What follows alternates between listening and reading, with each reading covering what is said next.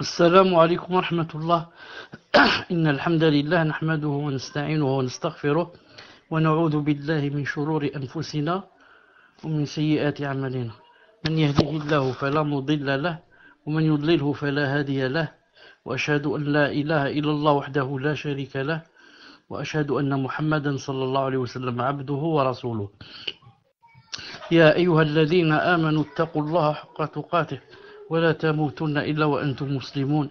يا أيها الناس اتقوا ربكم الذي خلقكم من نفس واحدة وخلق منها زوجها وبث منهما رجالا كثيرا ونساء، واتقوا الله الذي تساءلون به والأرحام إن الله كان عليكم رقيبا. يا أيها الذين آمنوا اتقوا الله وقولوا قولا سديدا يصلح لكم أعمالكم ويغفر لكم ذنوبكم، ومن يطع الله ورسوله فقد فاز فوزا عظيما.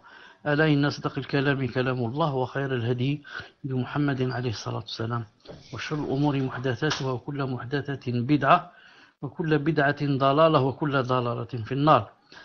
حياكم الله. En cette soirée du lundi 3 Dhul Qa'da 1439 de l'Hégire, ce qui correspond au 16 juillet 2018 bi'idhnillah subhanahu wa ta'ala. Donc comme prévu, Inch'Allah ta'ala, et sans perdre de temps, on va faire une série de questions-réponses. On passe, Inch'Allah ta'ala, à la première question. Tfaddal Samir. Samir, tu es là?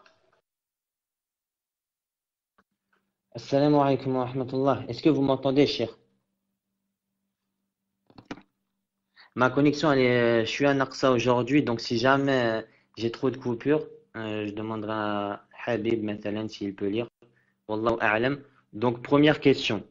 Je suis une femme et il m'arrive parfois d'avoir une tache blanche sur mon sous-vêtement. Je la remarque quand je vais aux toilettes et je l'essuie vite fait avec du papier. Puis-je prier par la suite ou dois-je laver cette tache avec de l'eau? Barakallahu fikum.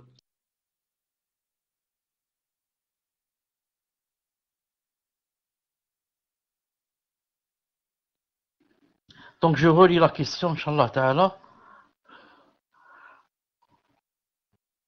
C'est pas la même question, hein, Samir. Ce que je lis et ce que tu as dit, c'est pas la même chose. Moi, je voulais lire celle que tu viens de dire.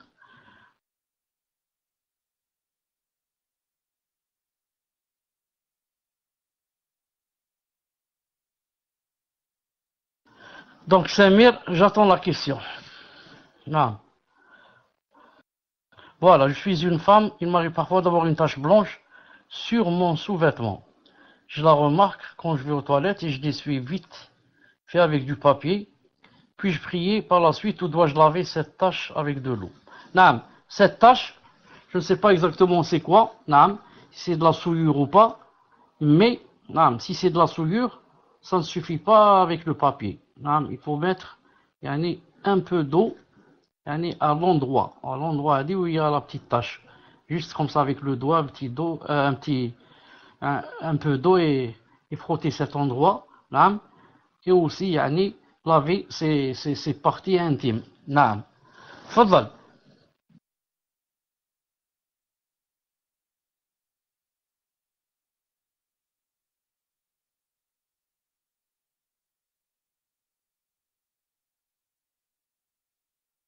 Et bien sûr, dans le cas où cette tache blanche, c'est les pertes blanches, et qu'on avait dit une fois que c'était pas de la souillure, dans ce cas, c'est bien sûr avec le papier seulement, ça suffit.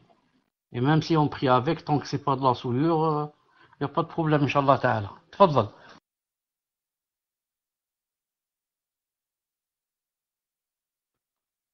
Jazakumullahu khairan, cher. Donc, deuxième question. J'ai appris qu'il fallait apprendre le comportement avant la science. Pourriez-vous m'éclaircir sur comment apprendre le comportement et que signifie apprendre le comportement et que signifie apprendre le comportement avant la science pour ne pas mal interpréter cela et tomber dans une ruse d'Iblis? Jazakumullahu khairan.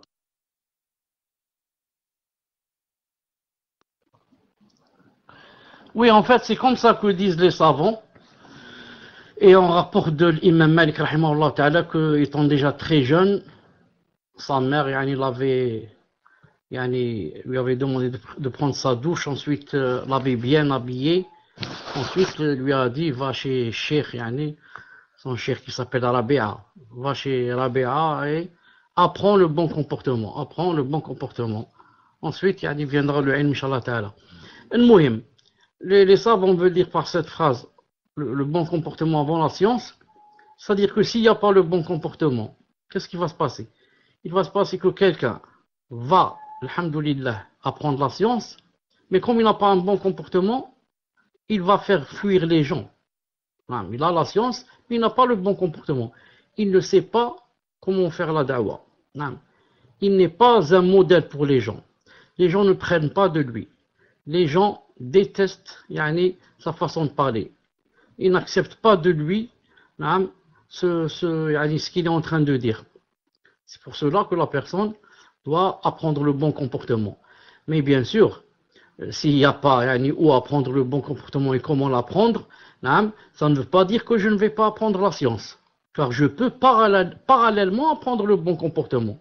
Et le bon comportement, la plupart des temps, comment qu'il se prend? Il se prend en côtoyant les gens de science. Mais si quelqu'un, par exemple, est dans un pays de Kofar où il n'y a pas de gens de science, par exemple, où il n'y a pas comment les côtoyer, comment s'asseoir devant eux, comment... Donc, au moins la personne prend le bon comportement en lisant les livres qui parlent de adab talib al-ilm, adab al-muta'allim, et comme ça, il lit pour qu'il l'applique, et parallèlement sûr, il doit, Inch'Allah Ta'ala, demander la science. C'est pour cela, si vous avez remarqué, tous ceux qui ont appris tout seuls, sans côtoyer les savants et s'asseoir devant eux et plier les genoux devant eux, vous trouvez que ils n'ont pas cette tawadu, comment ça s'appelle tawadu en arabe, rappelez-moi comment ça s'appelle tawadu, humble. Là, il y a un autre mot. Là, disons, voilà, humble, quelqu'un, humilité, ça, modestie. Ils n'ont pas, voilà, cette façon de parler avec khushu', etc. Pourquoi? Il a appris tout seul. Et si vous prenez le cas de le grand savant, Ibn Hazm, rahimahullah, c'est un grand savant, dans l'arabe, l'usul, le tarikh, le sira, le tafsir, tout ce que vous voulez, Malgré cela, à part bien sûr qu'il avait quelques fautes, bien sûr comme tout le monde en a, et lui, il en a dans la aqida, je disais, mais il a été critiqué en ce sens que, il a demandé la science lui-même. C'est un autodidacte, comme on dit. Donc, il disait beaucoup de choses, disons des choses, dans le sens de, il critiquait beaucoup les gens, il parlait beaucoup, un peu les insulter, et bien sûr, beaucoup de savants sont renversés contre lui, bien sûr. Pourquoi? Comme on a dit, il faut que la personne apprenne le bon comportement, avant la science, sinon, du moins parallèlement. Tfadal. Jazakumullahu khayran, Cheikh. Donc, troisième question. Ma question porte sur la purification. Après avoir uriné, je constate que des gouttes sortent sans que cela ne s'arrête. Après 20 minutes, je constate encore que des gouttes sortent, sachant que je suis sûr qu'il s'agit d'urine car je n'ai pas utilisé d'eau. Lorsque j'utilise de l'eau, je ne sais pas si l'urine continue à sortir ou non. Que me faut-il faire? Jazakumullahu khayran.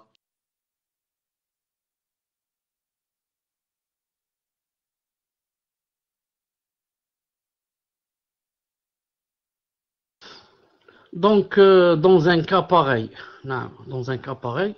ce qu'on appelle que cette personne est atteinte, ce qu'on appelle d'incontinence urinaire. Et je vous donne la règle par rapport à l'incontinence urinaire. D'abord, on va voir car ça se divise en deux. Est-ce que cette urine qui sort, elle a un moment où elle sort et ensuite elle s'arrête, ou bien elle ne s'arrête pas toute la journée?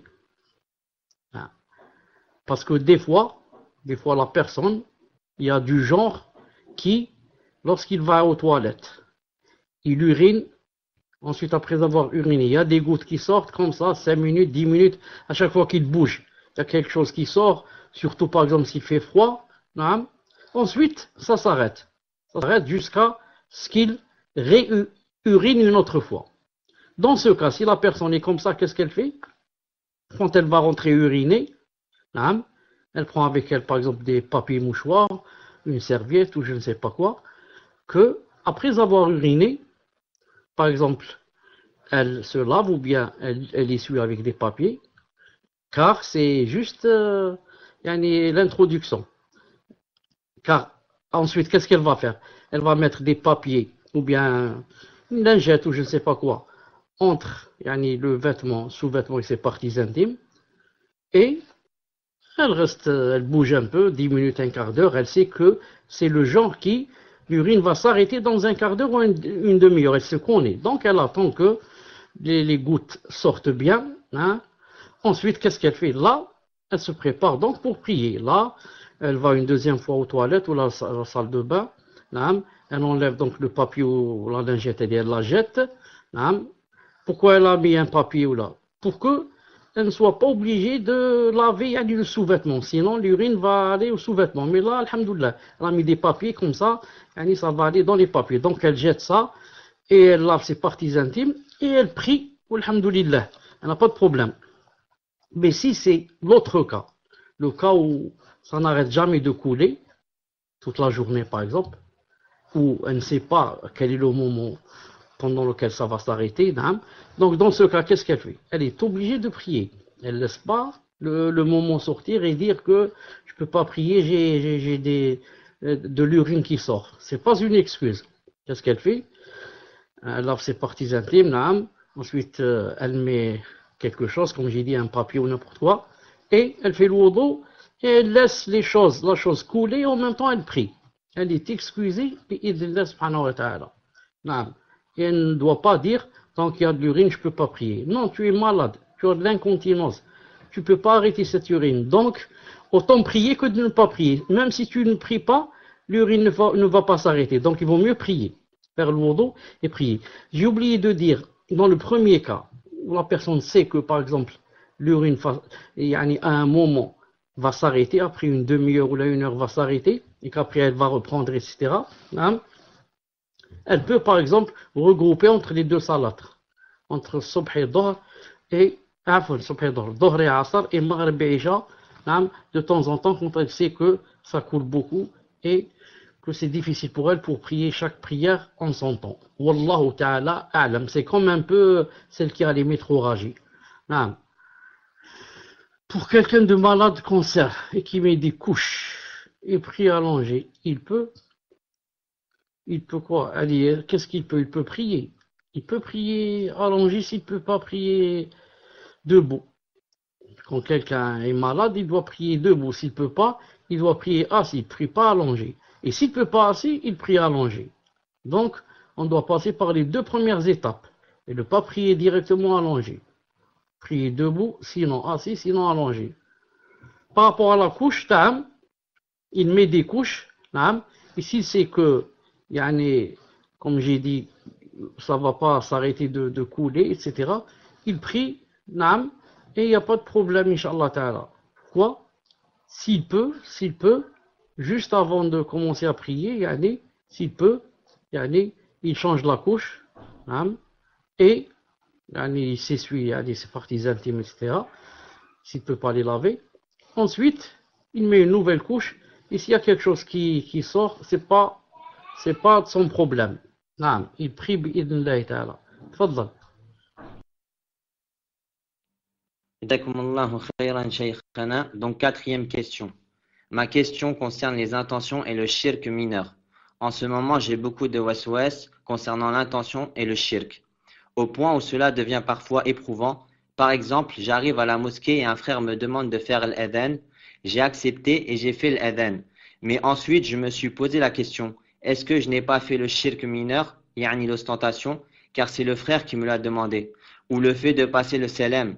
Parfois, est-ce que je le fais pour Allah ou est-ce que c'est l'habitude, etc.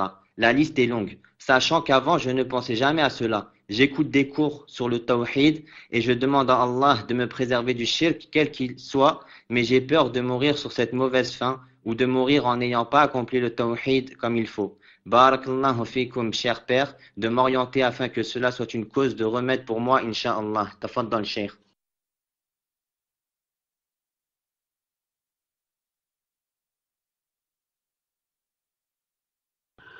Naam, ce que dit cette personne, naam, il y en a beaucoup qui disent à peu près la même chose. Et beaucoup, même de sœurs beaucoup plus que de frères. Et peut-être, Wallah, si je ne me trompe pas, beaucoup de reconvertis. Naam, les nouvelles surtout. Naam. Donc, et même les nouveaux, comme j'ai dit tout à l'heure. Tout ça, bien sûr, ça vient du shaitan. Shaitan, naam. Maintenant, il voit que tu pries à l'heure, il voit que tu apprends le tawhid, il voit que tu suis la sunna, il voit. Presque toutes les rentrées sont bloquées. Alors, il faudrait qu'il trouve comment faire des mashakil. Comment faire. C'est pour ça que je vous dis, plusieurs fois des sœurs m'écrivent, est-ce que je suis toujours croyante? Est-ce que je suis toujours musulmane? Est-ce que je n'ai pas apostasé? Pour des choses qui n'ont. Jamais j'aurais pensé à ça, par exemple. Moi, j'aurais jamais pensé à ça, mais la personne dit, pour moi, c'est peut-être que je suis sorti de l'islam. Pour n'avoir pas dit ça, pour n'avoir pas pensé à ça, ou alors pour avoir pensé à ça, pour. Tout cela, naam, c'est, comme a dit le prophète al-Islam, shaitan, il va venir, il va dire qui a créé ça, qui a créé ça, Ensuite, jusqu'à ce qu'ils disent qui a créé Allah. Ensuite, le prophète al-Islam, qu'est-ce qu'il a dit? Il a dit la personne, quand elle sent cela, il dit Amantu billahi wa rasulihi, Allahu ahad, Allahu samad, lam yalid wa lam yulad wa lam yakun lahu kufuwan ahad, et il crache 3 fois sur son épaule gauche. Je donne un conseil à ce frère et à ceux qui ont à peu près cette maladie. Naam, de ne pas ouvrir cette porte. Cette porte est très difficile. Très très difficile à refermer. C'est une porte qui ouvre une deuxième. La deuxième ouvre une troisième. La troisième, une quatrième. Ensuite, la personne dit, je ne peux plus. Je n'en peux plus. Je suis fatigué. Je suis épuisé. Je suis éreinté. J'arrête. Naam. Et, Inch'Allah, la prochaine fois, je fais Tauba, je prends une douche et je commence à prier de nouveau. Mais maintenant, j'arrête. J'en peux plus. Et le shaitan, va se marrer et dire, j'ai pu arrêter cette personne de la salat, ou là, j'ai pu la faire sortir de l'islam, ou là. Donc, n'ouvre pas cette porte. Ne pose pas du tout à cela. Alhamdulillah, une personne t'a dit de faire l'adhan, c'est Allah Ta'ala qui t'a ouvert cette porte pour prendre le ajr. Et le ajr d'avoir fait le adhan, donc tu remercies Allah subhanahu wa ta'ala. Alhamdulillah alladhi waffaqani li hadha al-khayr. Alhamdulillah alladhi bi ni'matihi tatim salihat. Naam. Quand je dis à quelqu'un salam, je dis salam alaikum, je dis parce que en islam il faut dire salam. Donc je dis salam alaikum. Naam. Ce n'est ni ostentation, ni habitude, ni. Avant de dire salam, je dis salam alaikum. Des fois, je pense même pas pourquoi j'ai dit salam alaikum. Je passe devant des gens, je dis salam alaikum, mais je vais pas maintenant chercher dans le tréfonds de mon cœur. Pourquoi j'ai dit salam? Est-ce que c'est pas pour Allah? C'est pour les gens, c'est pour Iblis, c'est pour habitude. Tout ça, c'est shaitan et tout suisse. Qu'Allah Ta'ala nous en préserve.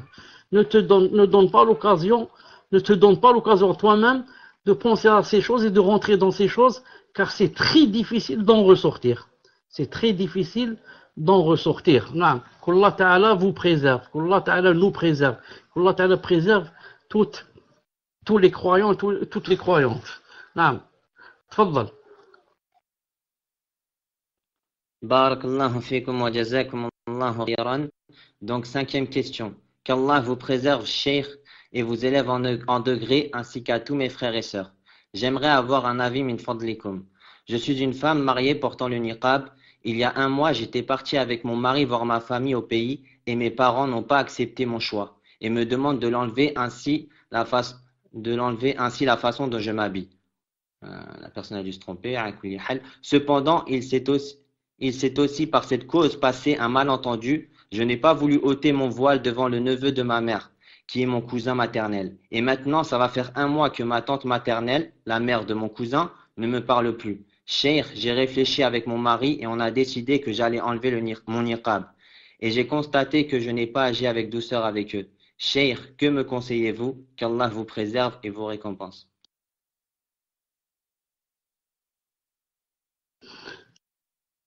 Voilà, je dois relire parce que Au début, j'ai raté quelques mots. Donc, je relis dans ma tête et je réponds, Inch'Allah Ta'ala. Là, Mali, je relis à haute voix comme ça. Peut-être ceux qui n'ont pas entendu réentendent. Donc, je suis une femme mariée portant le niqab. Il y a un mois, j'étais parti avec mon mari voir ma famille au pays. Et mes parents n'ont pas accepté mon choix. Ils me demandent de l'enlever, ainsi la façon dont je m'habille. Cependant, il s'est aussi, par cette cause, il s'est passé un malentendu que je n'ai pas voulu ôter mon voile devant le neveu de ma mère, qui est mon cousin maternel. Et maintenant, ça va faire un mois que ma tante maternelle ne me parle plus.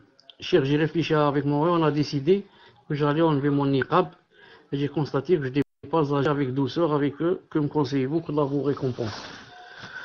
Wallahi, pour la première partie où elle dit mes parents n'ont pas accepté mon choix et me demandent de l'enlever, ainsi la façon dont je m'habille.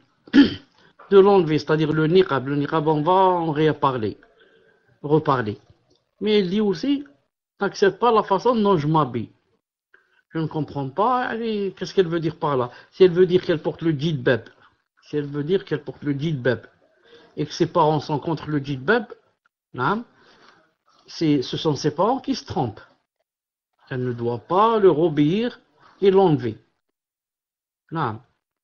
Donc, la façon de s'habiller, elle dit, c'est quelque chose qui vient d'Allah subhanahu wa ta'ala. C'est une injonction d'Allah subhanahu wa ta'ala. C'est lui qui nous a obligés de nous habiller ainsi.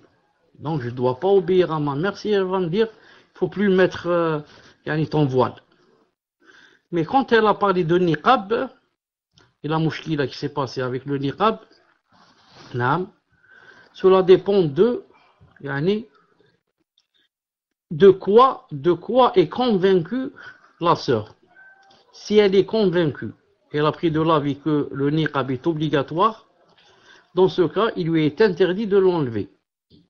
Ni devant son neveu, ni devant son beau-frère, ni devant quiconque, sauf les maharim. Pourquoi? Parce que elle a dans son cœur, dans sa conviction, qu'il est interdit de l'enlever et qu'il est obligatoire de le mettre. Mais si maintenant elle est du deuxième avis, et qui est l'avis de la plupart des savants, comme j'ai cité une fois l'avis des 4 imams, qui dit qu'il est seulement recommandé, dans ce cas, puisque c'est seulement recommandé, donc je ne vais pas faire de problème avec quelque chose qui n'est pas obligatoire. L'obligatoire, c'est d'avoir un lien de parenté. Et le niqab seulement recommandé. Donc, je fais prédominer l'obligatoire sur le recommandé. Donc, c'est pour ça que je dis cela dépend de la conviction de la sœur bi'idhnillahi subhanahu wa ta'ala. Naam, tfaddal. Jazakumullahu khairan shaykhana. Donc, 6e question. Quel conseil donneriez-vous à un frère qui rate le fajr en groupe et l'a fait sortir de son temps et qui menace son épouse de divorce car elle le conseille là-dessus? Barakallahu fikum.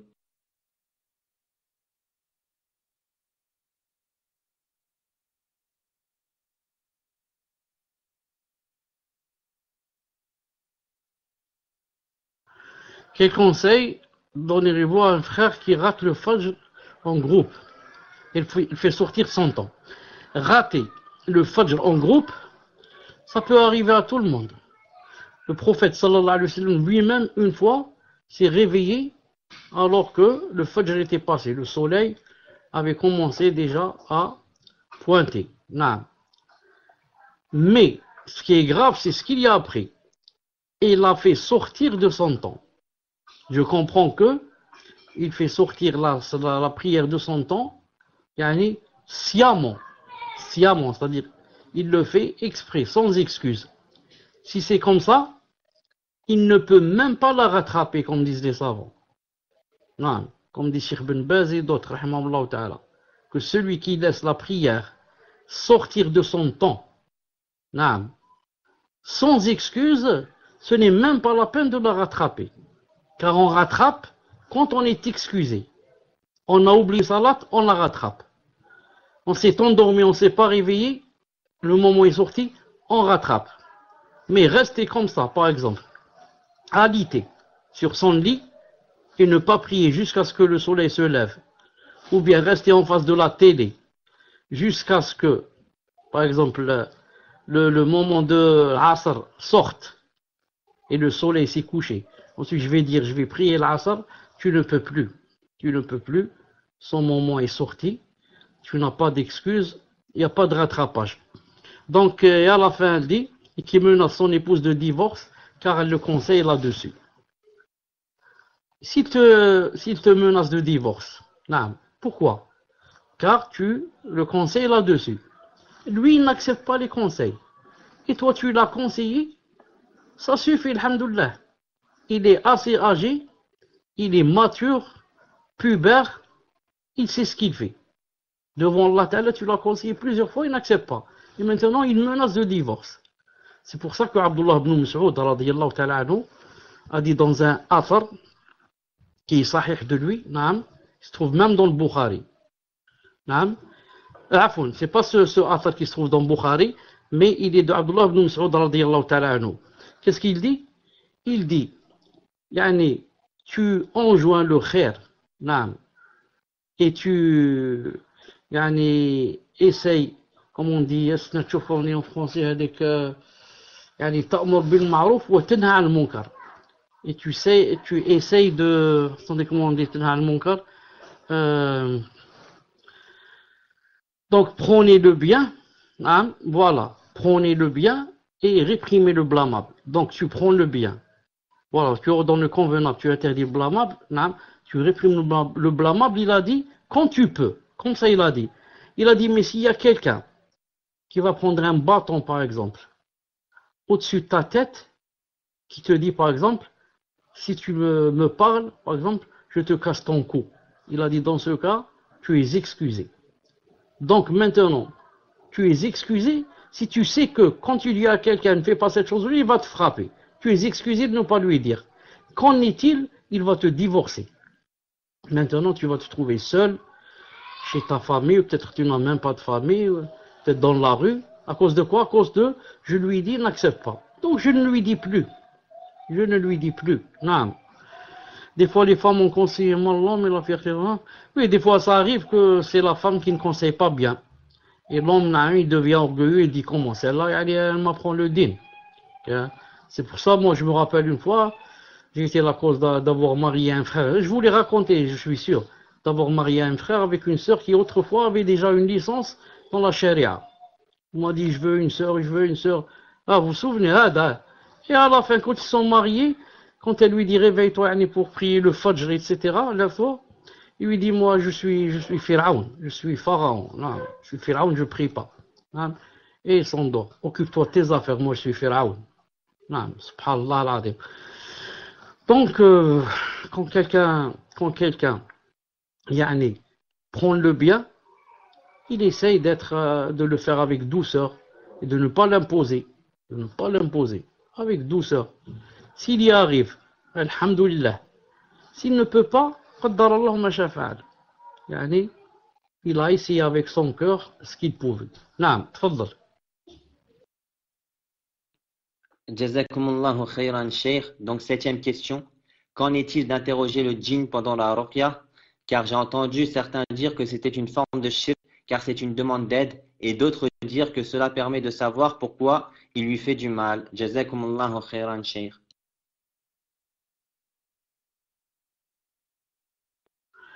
Wa alaykoum salam wa barakatuh. En principe, on n'interroge pas le djinn. S'il parle, on le laisse parler, on ne le croit pas. Mais on peut vérifier. On peut vérifier s'il a dit vrai ou pas. Mais c'est pas la peine de lui poser des questions.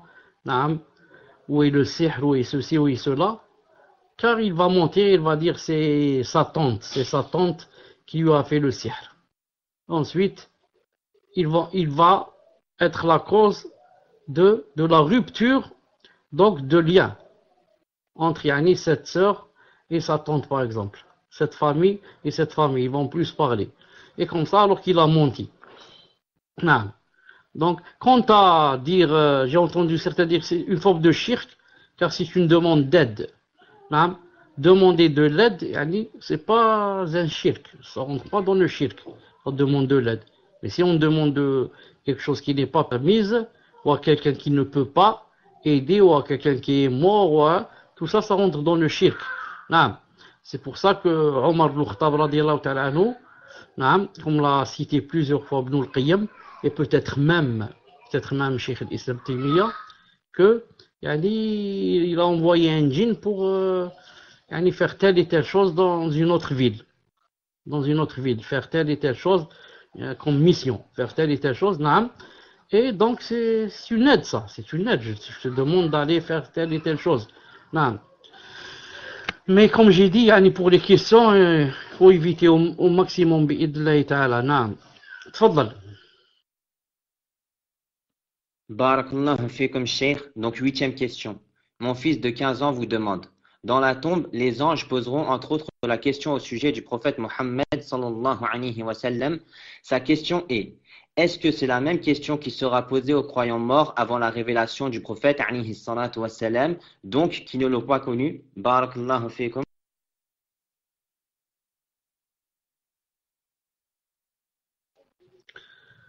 Barakallahu fik, mon fils, pour cette question et pour le fait que tu insistes pour apprendre la science, qu'Allah subhanahu wa ta'ala fasse que tu sois, quand tu vas grandir, de ceux qui détiennent la science légiférée. Donc il dit, est-ce que la même question qui sera posée aux croyants morts avant la révélation du prophète qui n'ont pas connu? Je dis, les gens, il ne sera posé cette question par rapport au prophète Mohammed seulement à ceux qui sont venus après lui, pas à ceux qui sont venus avant lui. Ceux qui sont venus avant lui, on leur demandera est-ce qu'ils ont suivi le prophète qui a été envoyé en leur temps. Tu comprends? Ceux qui étaient avec Moussa alayhi salam, on leur demandera est-ce que vous avez suivi Moussa? Et les autres, est-ce que vous avez suivi Isa? Est-ce que vous avez suivi Ibrahim? Et comme ça. Et nous, Inch'Allah Ta'ala, est-ce que vous avez suivi Muhammad sallallahu alayhi wa sallam? Wallahu Ta'ala a'lam. Tfadal. Jazakumullahu khayran, Cheikh. Donc, 9e question.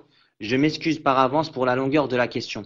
Une sœur fait les causes pour le mariage et rencontre certaines difficultés avec son père. Dernièrement, il a refusé d'assister à son mariage. Il n'accepte pas leur manière de procéder pour le mariage et leur manière de pratiquer la religion en général, suivi de la sunna, etc. Il a fini par indiquer qu'il ne s'opposait pas au mariage, mais ne souhaite pas y prendre part, et ne voit pas d'inconvénient à ce que cela se fasse sans lui. Il dit que l'on ne l'obligera pas à faire des choses qu'il n'a pas envie de faire. Le frère a finalement décidé de ne pas donner suite. Elle voudrait des conseils, savoir comment se comporter si elle fait de nouveau les causes avec un autre frère et que son père maintient cette position. Jazakumullahu khayran.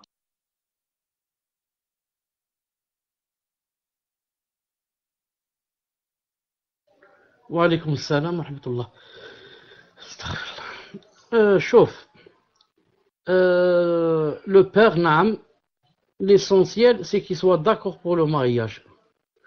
S'il n'insiste pas, ce n'est pas grave, le mariage est valide. Mohim, il a donné son consentement pour qu'elle se marie, même s'il n'assiste pas à la fête.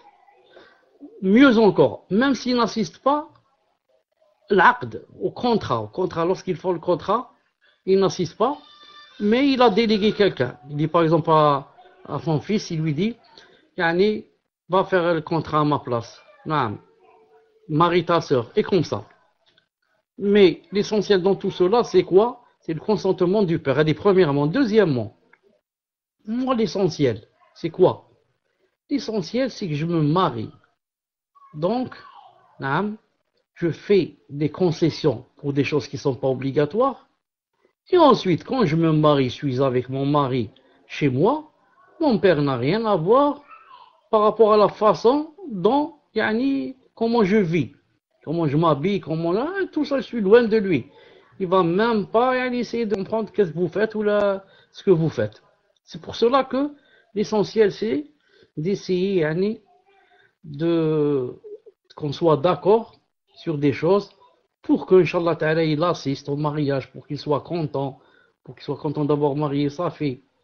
Car s'il ne va pas assister, yani, même s'il donne son consentement, il y aura toujours quelque chose dans son cœur. Même une petite, yani, comment on dire, yani, toujours ça va le marquer. Ça va le marquer comment, yani, c'est la première fille que je marie, je n'assiste pas au mariage. C'est un peu yani, difficile. المهم, c'est yani, on s'assoit et on parle et on se met d'accord. Yani, qu'est-ce qui ne va pas dans la fête qu'on va faire ou là. Non, si c'est des choses que ce n'est pas obligé de faire, je ne fais pas. S'il dit qu'il ne faut pas faire ça, je ne fais pas. Ma'alish, c'est pas obligé de le faire si ce sont des choses que. Par contre, s'il dit qu'il faut faire ça, non, pour des choses qu'il ne faut pas faire, par exemple, il dit qu'il faut faire la musique. Non, là, il ne faut pas faire. Non, moi, je ne fais pas la musique. Maintenant, si toi, tu invites tes amis ou là, tu fais la musique, ou là, moi, je me désavoue. Moi, je n'assiste pas à ça. Non, et je ne dis pas de faire ça. Mais moi, personnellement, je ne fais pas. Non. Donc, la personne essaie de voir yani, comment, yani, pour se mettre d'accord sur les points en commun dans lesquels on est d'accord. Et ensuite, quand on se marie, là, yani, il n'a plus yani, à voir avec la façon dont je vis ou là, comment je m'habille ou là, comment. C'est pour ça que le tout, c'est quoi? C'est une fête qui dure une journée ou là, ensuite, yani, tout va commencer de nouveau. Donc, c'est cette journée-là, elle est à la fête ou là, savoir comment être assez intelligent pour yani, joindre entre les deux bouts, hein, sans, yani, sans yani, faire de désobéissance à Allah subhanahu wa ta'ala. نعم تفضل. Jazakumullahu khairan, Cheikh. Donc, 10e question. Une sœur est en hôpital psychiatrique depuis quelques mois. Elle est souvent hospitalisée quand elle fait des crises, ça dure depuis 7 ans. Les médecins disent d'elle qu'elle est bipolaire. Elle souhaiterait savoir si en islam on doit croire en ce genre de maladie ou alors est-ce dû au mal occulte car elle est aussi atteinte de mal occulte. À savoir que les médicaments qu'on lui donne ont un bon effet sur elle. Ça lui stoppe les voix qu'elle entend et ses délires en général. Pouvez-vous la conseiller car en étant entourée que de kuffars, elle subit beaucoup leurs critiques et dû à sa maladie par faiblesse, elle a retiré son voile et n'arrive plus à prier. Allah musta'an. Donc, je n'étais pas en train d'écouter, donc je dois relire. Une sœur est en hôpital psychiatrique. Allah je fais depuis quelques mois. Elle est souvent hospitalisée quand elle fait des crises. Ça dure depuis 7 ans. Les médecins disent d'elle qu'elle est bipolaire. Elle souhaiterait savoir si en islam on doit croire en ce genre de maladie ou alors est-ce dû au mal occulte, car elle est aussi atteinte de mal occulte. À savoir que les médicaments qu'on lui donne ont un bon effet sur elle, ça lui stoppe les voix qu'elle entend, ses délires en général. Pouvez-vous la conseiller car en étant entourée de kuffars, elle subit beaucoup de critiques et dû à sa maladie par faiblesse, elle a retiré son voile et n'arrive plus à prier. Non. Je dis, c'est-à-dire les troubles bipolaires, anciennement appelés maladies maniaco-dépressives ou polycirculaires, sont une maladie mentale sévère et se caractérise par une alternance exagérée de périodes dépressives et maniaques chez l'être humain. Entre ces deux phases, la personne retrouve un état normal, l'euthymie, dans la vie quotidienne. La maladie bipolaire se manifeste à plusieurs degrés et le suivi est important. C'est l'une des pathologies les plus sévères qui conduit à des risques de suicide fréquents. Tout ça, c'est d'après eux, d'après les kuffars, d'après la science, d'après Famt. Mais d'après Kitab ou Sunnah, ça peut être un mal occulte. Bien sûr, les kuffars ne croient pas en ça et disent il n'y a pas de mal occulte, il n'y a pas de djinn, il n'y a pas de sihr, il n'y a pas de ça, il n'y a pas de sorcellerie, il n'y a pas de... Bon, ça c'est pour eux. Non. Je dis, ce qui m'a étonné ici, c'est que la personne a dit, elle est arrivée à enlever son voile et à ne plus prier. Il n'y a jamais dans la vie, ou là dans cette vie, ou là en islam en général, une seule, disons, situation où la personne, il lui est permis de ne plus prier et d'arrêter la prière. Jamais, c'est impossible. C'est impossible. Je n'ai pas de wudu, je fais le tayammum. Je n'ai pas ni wudu ni tayammum, je prie. Sans wudu, sans tayammum. Je ne connais pas la qibla, je prie. Sans direction. À droite, à gauche, je dis Allahu Akbar. Je n'ai pas de vêtements, je suis nu, je prie. Tout nu. Tout nu. Je dis Allahu Akbar, je prie. Je ne peux pas être debout, on m'assoit de force, je prie assis. On ne me laisse pas prier assis, je prie allongé. On ne me laisse pas, même allongé. On va me mettre des chaînes dans mes pieds, des chaînes dans mes mains, des chaînes sur mon cou pour que je ne bouge pas ni à droite ni à gauche. Je prie avec mes yeux seulement. Je lève mes yeux, quand je suis debout, je les descends un peu pour être raka', pendant incliné, et je les descends beaucoup pour être dans le soujoud. On me ferme mes yeux avec du scotch, pour ne pas pouvoir les ouvrir, je prie avec mon cœur. Dans mon cœur, j'imagine, je suis debout, je suis assis, je suis là. On me met un scotch sur mes lèvres pour ne pas pouvoir lire, je lis à l'intérieur de mon cœur. Et comme ça. Et je ne peux pas dire, j'ai une excuse pour ne pas prier. Donc cette personne, Allah yashfiha, si elle ne prie pas, parce qu'elle a perdu la raison, et elle ne sait pas ce qu'elle fait, elle est excusée. Mais si par contre elle a la raison, elle sait ce qu'elle fait, elle sait ce qu'elle mange, elle sait ce qu'elle dit, elle prie pas, elle n'a pas de raison. La même chose pour le voile. Jamais il n'est permis à une femme d'enlever son voile. Si vraiment elle est dans la contrainte, elle le change par un autre voile. Bon, voilà, on lui a enlevé le djilbab, mais au moins elle met quelque chose, elle met un hijab, elle met quelque chose qui couvre sa tête, elle met une robe longue et large, et comme ça. Mais elle va pas dire j'enlève le voile, ça veut dire classe. Je montre mes cheveux, je montre mes genoux, je montre je ne sais quoi. C'est impossible. C'est impossible. Non. Et beaucoup délaissent la prière quand ils sont à l'hôpital. Ils croient que on ne peut pas prier assis, on ne peut pas prier parce qu'il n'y a pas le wudu, on ne peut pas prier parce qu'on a la souillure. C'est pas vrai. Et on essaye de faire ce qu'on peut pour se laver, etc., pour se purifier. Et quand on ne peut pas, on prie. On ne dit pas je prie pas, je suis à l'hôpital. Il y a beaucoup de gens, ils laissent, quand ils sortent de l'hôpital, après 15 jours, 20 jours, il va dire je vais rattraper les 15 jours où j'ai pas prié à l'hôpital. Tout ça, c'est pas vrai, c'est pas possible, c'est invalide. Il faut prier à l'hôpital. Tu peux pas prier à l'heure, au moins tu regroupes. Car tu es alité, c'est difficile de se lever à chaque fois pour prier, alors au moins regroupe entre Dhor et Asr et Maghrib et Isha. Mais tu dois prier avec tayammum. S'il n'y a pas de tayammum, sans tayammum. Mais il doit prier. On ne doit pas dire je suis à l'hôpital, je suis malade ou la femme. Je dis à cette sœur de faire la ruqya,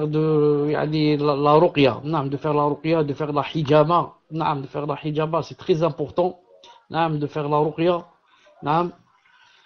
et je demande à Allah subhanahu wa ta'ala le tout-puissant qu'il la guérisse. Je demande à Allah al-Azim, Rabb al-Arsh al-Azim, nishfiyaha. Allah Rabb al-Arsh al-Azim, nishfiyaha. Allah al-Azim, Rabb al-Arsh al-Azim, nishfiyaha. Wasmak Samir, pose-moi une dernière question. Amin, jazakumullahu khairan, shaykhana. Dernière question, 11e question.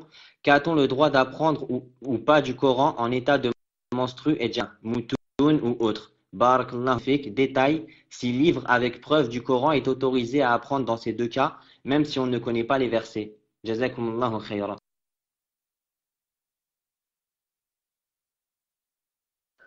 J'ai pas compris cette question, donc je la lis. Qu'a-t-on le droit d'apprendre? Qu'a-t-on le droit d'apprendre ou pas? Elle dit la phrase, ça se dit pas. Qu'a-t-on le droit d'apprendre ou pas? Normalement, a-t-on. A-t-on le droit d'apprendre ou pas? C'est pas qu'a-t-on. Sinon, il n'y a pas ou pas. Qu'a-t-on le droit d'apprendre sans dire ou pas? El-Mohim. A-t-on le droit d'apprendre ou pas du Coran en état de menstru? Naam. Et Janaba. Naam, on peut apprendre. Naam. Ce qui n'est pas permis, c'est de toucher le Coran. Le toucher, naam, pendant les menstrues. Je ne parle pas de Janaba, je parle d'abord de yani menstrue. Pendant les menstrues, on n'a pas le droit de toucher le Coran. Mais si quelqu'un, une sœur veut lire par exemple avec les yeux, veut lire avec les yeux, sans toucher le Coran, c'est permis. Sans toucher le Coran, c'est permis. Mais si c'est seulement avec les yeux, seulement avec les yeux. Quant à la janaba, de préférence non. Car le prophète dans un hadith authentique, il disait que, on disait de lui que il invoquait Allah subhanahu wa ta'ala dans toutes les situations où il l'a fait le janaba. Il a dit que yakrah, il détestait de invoquer Allah subhanahu wa ta'ala dans la janaba. Pourquoi la différence entre la janaba et les menstrues? Les menstrues, on ne peut pas s'en départir. Il faut que rester une semaine ou là pour que les menstrues partent. La janaba, on peut l'enlever. On peut aller prendre la douche et donc, voilà. Les menstrues ont une durée, la janaba n'a pas de durée. On peut vite l'enlever et aller lire, etc. Mais, par rapport à lire le Coran, si quelqu'un est en janaba et il veut lire son Coran, c'est permis, c'est tout juste makrouh, c'est permis. Quant au mouton, à part le Coran, même en étant de menstruation ou janaba, on peut lire. À part le Coran, les moutons, les livres, aqidah, etc., même en état de menstru, on peut lire et il n'y a aucun problème, bi'idnillahi ta'ala. Il n'y a aucun problème, bi'idnillahi ta'ala. Voilà, Inch'Allah ta'ala, pour aujourd'hui. Je continue par dire une chose importante. Samir, est-ce que vous m'entendez, Samir? Alhamdulillah. Donc, ce que je voulais dire, c'est que, voilà, alhamdulillah, je voulais dire, c'est que, chauffe, à partir d'aujourd'hui, Inch'Allah ta'ala, à partir d'aujourd'hui, il est possible que j'arrête les cours jusqu'au mois d'octobre. C'est-à-dire, de la fin de juillet, septembre, et début octobre, on commence. Mais, pendant ce temps-là, d'ici à octobre, la semaine prochaine, dans 15 jours, etc., il est possible qu'à chaque fois que j'ai du temps, on fait le cours.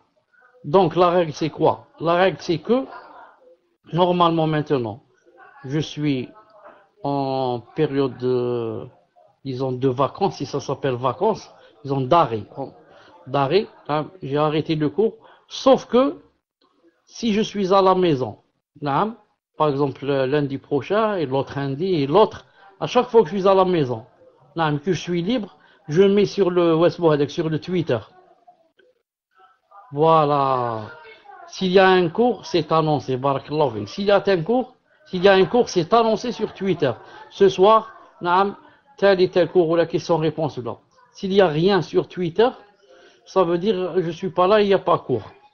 Et comme ça, jusqu'à ce que la première semaine d'octobre, Inch'Allah ta'ala, on commence les cours, bi'idnillahi subhanahu wa ta'ala. D'ici là, cher, il y a un frère qui m'a envoyé une question, c'est possible de répondre. تفضل, ما هي la question هذه؟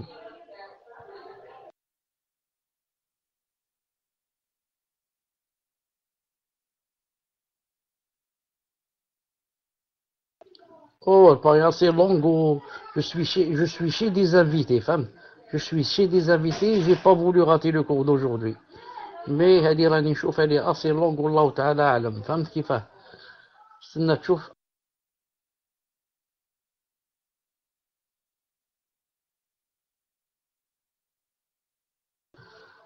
Samir, est-ce que tu m'entends? Écrit numéro 1. Alhamdoulilah. Comme je dis, je suis chez des gens et je fais le cours là. Al-Muhim, donne-lui mon adresse email, il va m'envoyer cette question sur mon email. Et d'ici, aujourd'hui, je suis chez des gens. Demain, Inch'Allah, je lui réponds, bi'idnillahi ta'ala. سبحانك اللهم وبحمدك اشهد ان لا اله الا انت استغفرك واتوب اليك. السلام عليكم ورحمه الله وبركاته.